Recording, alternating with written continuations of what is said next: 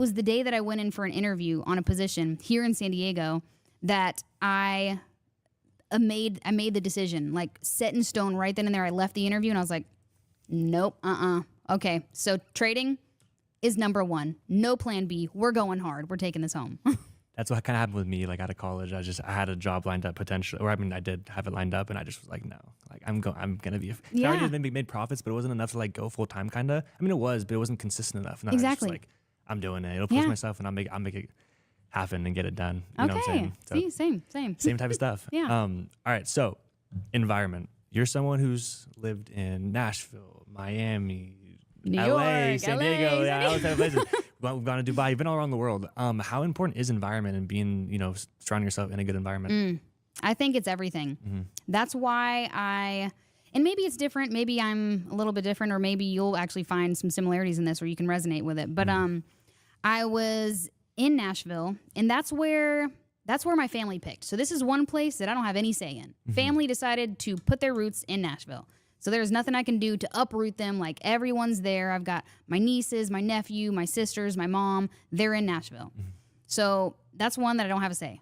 But when it comes to like New York, Miami, LA, San Diego, and my dad's in Georgia, I got to pick those.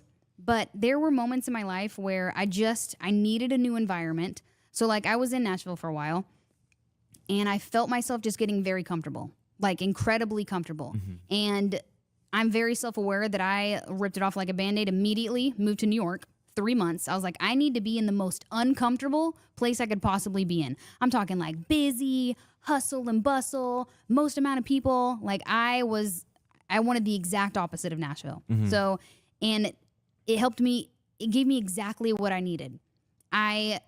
I worked 10 times harder. Like, there's just something about New York where you work. Yeah. You work, and you work hard. Busy. You can see everyone else working. Like, everyone is grinding.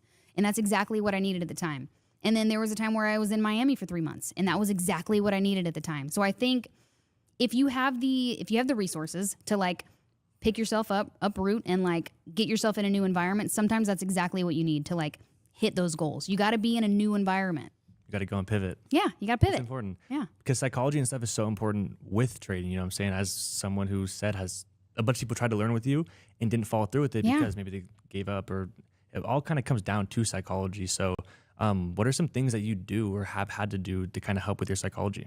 I would say in the beginning, I had someone to talk to, which is great. And I mean, I guess so did everyone else in the family. I don't know if they maybe didn't utilize my Uncle Mike to the maximum, or maybe they just couldn't handle the losses. I'm not sure what it was, but I would call my uncle. I'd be like, hey, I had a really crummy trade today. You know what? But many a times he'd be the one calling me, and I'd be like, yeah, I didn't trade so great today. So I had somebody to help, and he was incredibly encouraging. He's like, dude, you're going to be the best. Obviously, he didn't say dude, but he was like, you're going to be the best. You're going to be better than I was at your age. He wasn't even trading whenever he didn't start till like 30-something. Oh, wow. So he's like, you started early. You're going to be better than me. And that's just so encouraging. So it kind of helped me regroup. But then even after we kind of lost touch a little bit and didn't talk as much anymore, it was about being self-aware and just being able to separate myself from trades, identify emotions as soon as they come, like, want a revenge trade, do a body scan. I do want a revenge trade. Let's cut ourselves off. Feeling weird about a loss, feeling greedy, like, ooh, I want this to keep going. Like, you just have to be very self-aware and identify that and put some coping strategies in place. So if you need to cut yourself off, then cut yourself off. If you know you do better when, you take 3 losses. So I think it all just comes back to being very self-aware. You got to understand your emotions and identify them. Mm-hmm. What got your uncle into trading? Like, how did he find it at 30? What did he say? I was going to say, I remember. I've never even asked. I asked him at the podcast, and I think he said something like, was it on like a commercial or something, or like a radio station or a commercial or something like that? Yeah. Yeah, which is pretty cool, because back then, I mean, there wasn't many resources. Exactly. He had to make a phone call to place a trade. Isn't that crazy? So it's so wild. I loved hearing that. It's just kind of cool. You always see those like old videos of people on like the stock exchange floor of like slips. Well, yeah, just but they cool, don't see like the old school retail traders. Like, yeah, everyone sees what it looked like on the floor, on the trading floor back in the day. But being a retail trader back in the day, I don't think many people see that. Exactly. And it involves like taking up a big old phone and be like, I want to place a trade in Cisco or Priceline or something like that. Like, it was crazy back then as a retail trader. I love that. So you did say how, out of all the people in your family, you're the one trader that is full-time and consistently profitable. What do you think are some of the attributes to why you are the successful one in trading? I think I'm crazy. I think I'm crazy. Yeah. Dude, I can't take no for an answer. I cannot take no for an answer. I have tunnel vision. I am obsessive. Some examples, when I got into free diving out here in San Diego, someone told me that I couldn't hit 50 feet and that I couldn't hold my breath longer than X, Y, and Z. And I was like, all right, hold my beer. Here we go. Yes, exactly. So I set out to do that. The craziest thing is I had to take a class. I had to take a course. Isn't that crazy how much it coincides and people don't understand? Same with finance. Like, you have to. College. You have to go with someone who has taken the path and can get you there quicker. They gave me exactly what I needed. The exercises, the breathing exercises to hold my breath longer. Some things to do mentally they were like, okay, when you're holding your breath and you're underwater, walk yourself through something really tedious. Or like walk yourself through getting in the car, buckling your seatbelt. Like, visualize it. And it helps you kind of separate yourself from, oh my God, I'm dying, I'm holding my breath, to like, I'm trying to remember what it's like. Oh, you have to turn the ignition. You got to put your foot on the brake. So it's the coolest thing. So I had someone help walk me through and we hit those goals. On one singular breath, I hit 50 feet and I held my breath for 3 minutes. That was the coolest, to be able to hit that goal. And then in cycling, also obsessive. I had to hit this goal. I did 130 miles in one day. I was like, I'm doing it, dude. I'm doing it all day. It took all day. I did it on a fixed gear too. It was like the craziest thing. Crazy. Yeah, on my bike in a day. Yeah, I am a psycho. Trader. You have to be. Yeah, it makes total sense. So I think it's the fact that I'm crazy. I have tunnel vision, and I won't accept no for an answer. That's why. I always say I love I say it too. All traders are a little crazy. We're the only people who can go blow an account, blow some money, whatever, and go, let's go do it again. You know what I'm saying? Gotta be a little crazy. But that's awesome. I just wanted to ask kind of the attributes and stuff. So you've accomplished so much. You've gone from, like I said, 10 years in the game now, which is absolutely insane. Vet, you know what I'm saying? For sure. Thank you. What are kind of the next steps? Even beyond monetary, you had the $50,000 days. What are kind of the next steps? Doesn't even matter about money. Like, what is in the future for Tory Trades? I gave myself, this year has been the theme is delusional. So very on brand. Very on brand. So I've got some insane goals this year. As far as social media goes, I'm trying to grow to 1 million subscribers, 1 million followers across the board, millies. We can go into him. I am trying to, as far as trading goes, I'm trying to reach $500,000 in trading profits, and that's it makes me really nervous. But I have to have goals that crazy, because I realized last year I thought I set a big goal. It was 200,000. That was double what I'd done the previous year. And I hit that with ease. I hit it in less than I hit it in 6 months of the trading year. So I'm like, okay, you know what? I thought that was crazy. I've got to think next level. So 500,000, I gave myself, a good buffer. 500,000 to $1 million in trading profits 2025. So when I closed that $50,000 trade, I didn't really sit and celebrate for too long. It was on to the next. I've got a big freaking goal to hit this year. So that's one and done. That's amazing. Well, when you get that 500K, give me a call. I'll let you know. Trust me, I'll be shouting it from the rooftops. It won't be a secret. Delusional is, I think, something that a lot of people talk about, not even in trading, and just no, in the rap game mostly. Yeah, exactly. Dude, that's where I've heard it the most. You've got to think of yourself to where people think you're insane. Yeah. And you got to go even a little bit farther than that. You gotta go a little crazy. Yeah. That's so awesome. Well, I can't wait to watch all the success coming in the future. In the future, 500K in trading profit is gonna be crazy. And $1 million. We can go BAM for BAM. Yeah, what I'm saying? let's Go go. M for M. That's actually amazing. I can't wait to see, because you're over 500,000 followers on Instagram. Yeah. That's great. How does that feel? I think I'm Pressure? someone. Yes, a lot of pressure. Oh my gosh. That's what I'm struggling with this year specifically. Last year, there was pressure. I was nervous, and I even kind of veered away, made some not so great trading decisions at the end of the year last year to get me closer to that goal. But I think this year I want to be so self-aware that I don't let that get to me. That yes, I've publicly made this goal known to everyone, but I do not want that to make me mess up. that would be the worst. So I want to, yes, I put it out there. I'll try.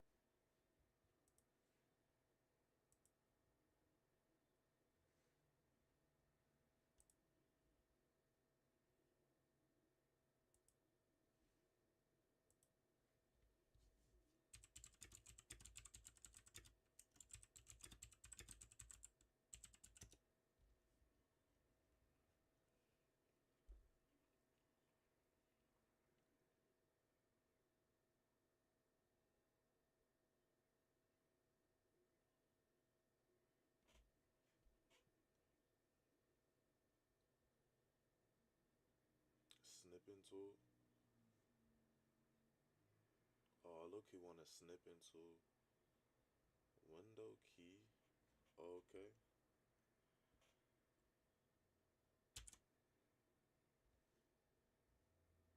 Oh, that's tough.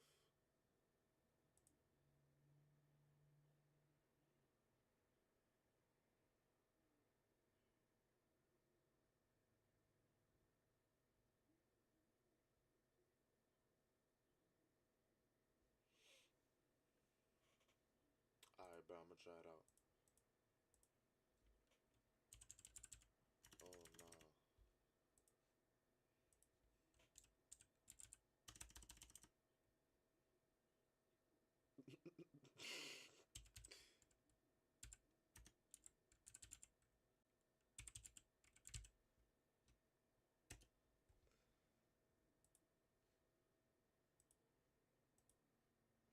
Man, stop checking that.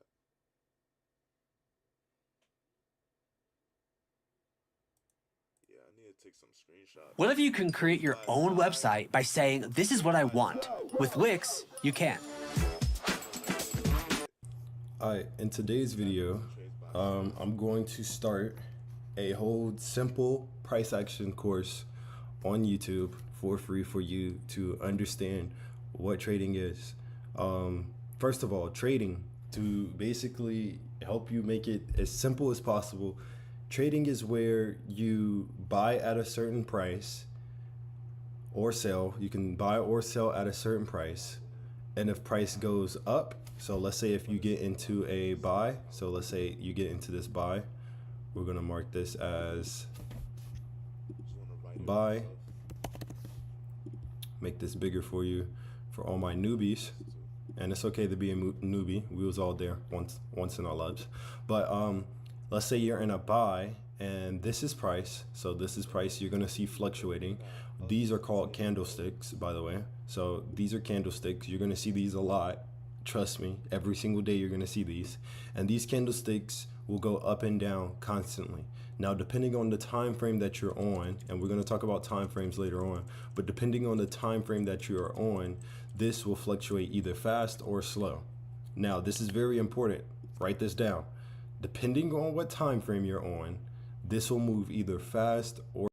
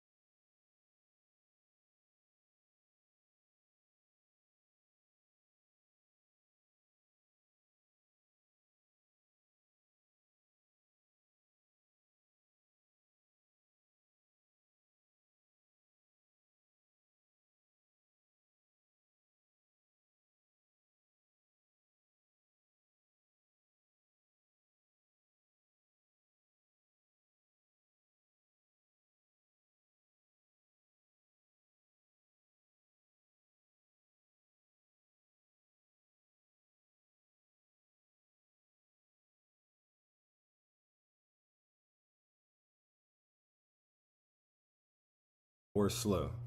So once again, depending on what time frame you are on, these will move fast or slow.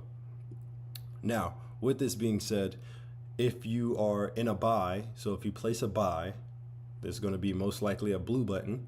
If you place a buy, this price has to go above this level, above the price that you said it was going to buy above. It has to go above this level in order for you to make money, right? So that's just the plain and simple way. And then vice versa. So if you think it's going to sell, right? If you think it's going to sell, this price has to go under that level that you said price is going to sell under.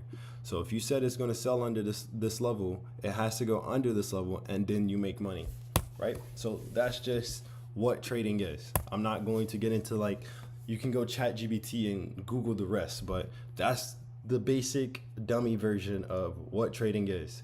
If you pick a point,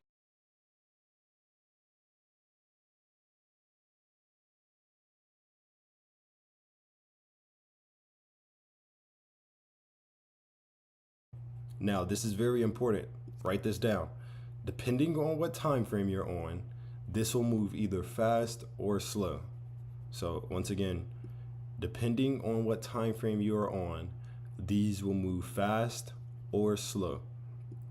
Now, with this being said, if you are in a buy, so if you place a buy, you can buy or sell at a certain price.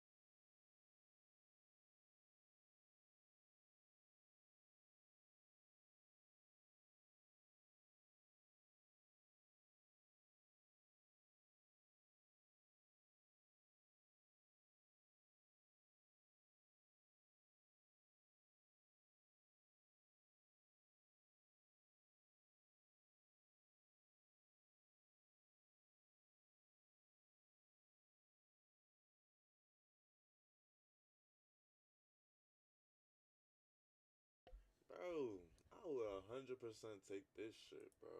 What? Hold up, bro. Where'd it go? I probably have it.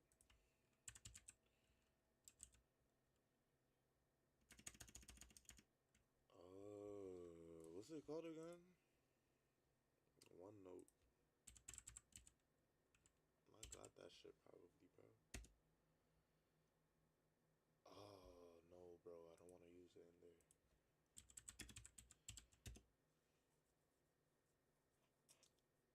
Yeah, I'm using OneNote, bro. Fuck.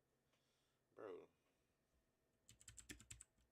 I'm not using Google Docs.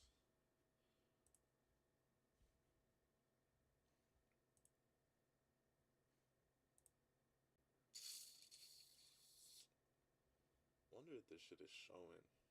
I don't think so. If anything, I could take this shit off real quick.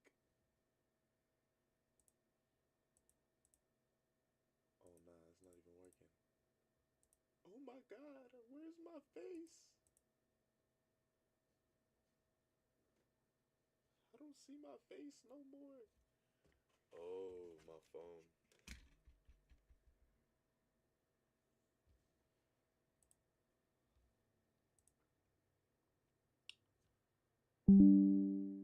Hate when that happens. Oh, I removed my shit. That's why. I just realized what I did. It's okay. It's okay. No, I need to put my ass on there, bro.